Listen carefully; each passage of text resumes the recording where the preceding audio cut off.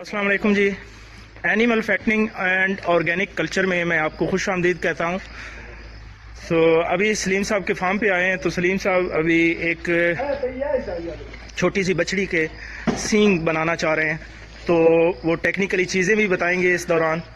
तो उसके सींग भी बनाते हैं। ये वो बछड़ी खड़ी है, छोटी सी बछड़ी है, इसके सींग अभी बनाएंगे। सरसों का तेल अच्छी तरह लगा दें, क्योंकि इसकी बहुत ज़्यादा जलन होती है और वो ही तेल जो है वो जलन सबसे ज़्यादा जल्दी कम करता है।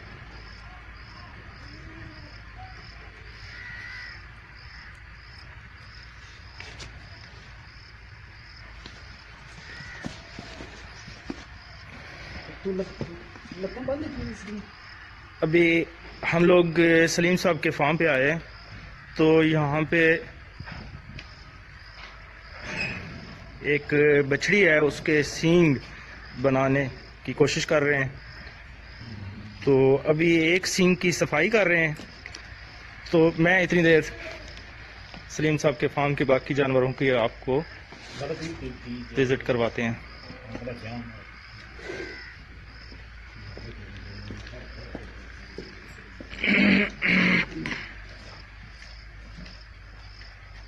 ये तो काम हो गए।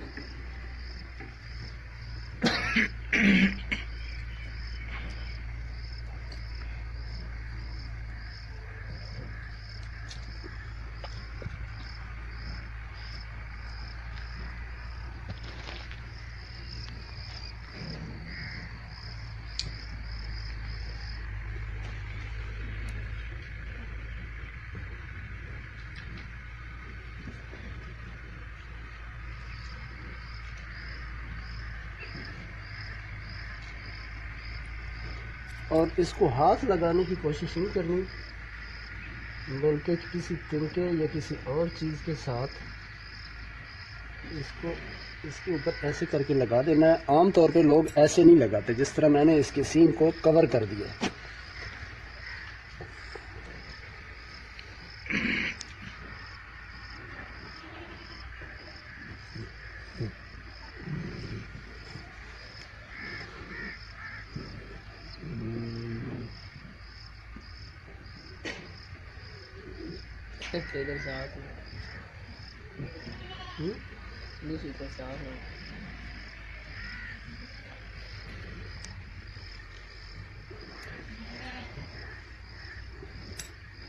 ये इसकी कैप अब क्योंकि सख्त हो चुकी है, कुछ एक्स्ट्रा सख्त हो चुकी है, तो हम आधे घंटे बाद कम से कम इसको सफाई करेंगे। इसकी छोड़ नहीं, खोलनी नहीं, लाते नहीं खोलनी, छोड़ दें। बहुत मेरे काबू क्या ये तो गलत बन गई।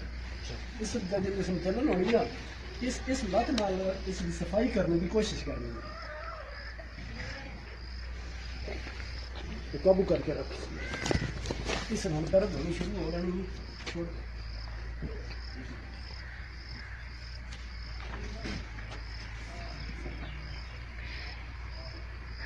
ये ट्यूब लगाने से पहले लाजमी है कि पिछली टांगें इसकी बांध लें।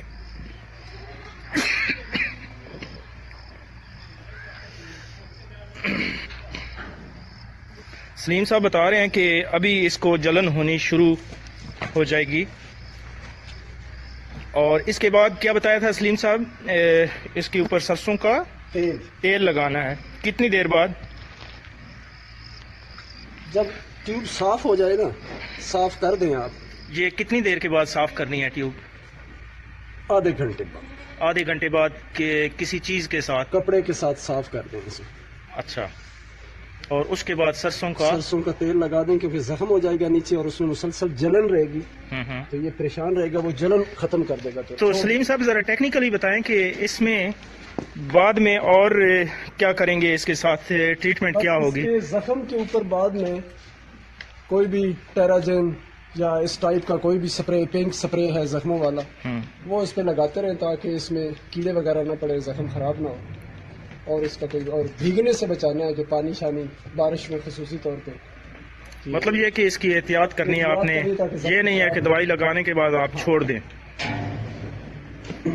क्योंकि ये अब जैसे जैसे इसको ये जलन होगी तो ये अपनी पिछली टांगों से ही इसको साफ करने की कोशिश करेगा, इसलिए हमने इसकी पिछली टांगें बांध दी।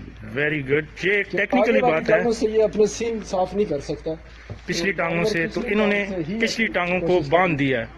वेरी गुड, ये एक टेक्निकली चीज़ है कि कभी भी आप जानवरों के सींग बनाएं इस तरह, तो उनकी पिछली टांगें जो हैं वो इस तरह बांध दें, क्योंकि पिछली टांगों से वो सफाई करते हैं, तो ताकि ज़ख्म ज़्यादा बिगड़े ना। Thank you. ये थोड़ी खुली निकाल के निकाल कर।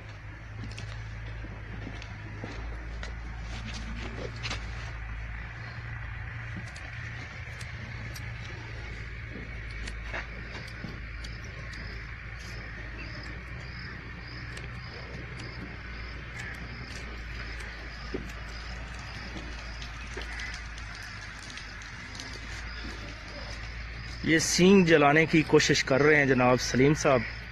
तो सलीम साहब बताएंगे कि ये कौन सी ट्यूब है, इसके बारे में भी बताएंगे और साथ साथ ये तरीक़ेकार भी। सलीम साहब। सर जी, सबसे पहले तो सींग की अच्छी तरह हम लोग सफाई करेंगे। मेरे बतन में फाड़ के रखे सर, इसकी चारों साइडें साफ करेंगे और जो सींग की एग्जैक्ट लोकेशन है उसको बिल्कुल क्लियर करेंगे। और ये परसा ट्यूब है जी। कौन सी ट्यूब है? परसा। परसा। ये मार्केट में बिल्कुल मेडिकल स्टोरों पे अवेलेबल है, लेकिन सब दोस्तों से गुजारिश है कि ये डेंजरस ट्यूब है, इसका इस्तेमाल किसी अनाड़ी आदमी से बिल्कुल ना कराएं।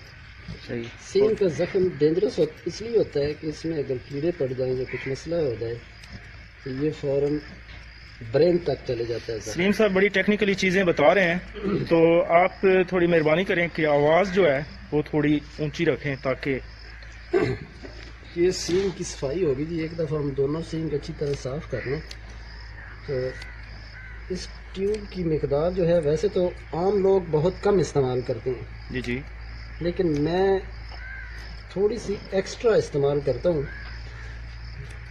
बाज़ लोग जो हैं वो कम इस्तेमाल करते हैं और इसको छोड़ देते हैं लगा के, लेकिन मैं इसको ज़्यादा इस्तेमाल करूँगा और आधे घंटे बाद इसके ज़ख्म पे से ट्यूब को साफ़ कर दूँगा, क्योंकि अगर ज़्यादा देर रहेगी तो ये अंदर तक चली जाएगी इसके, और वो डेंजरस हो सकता है।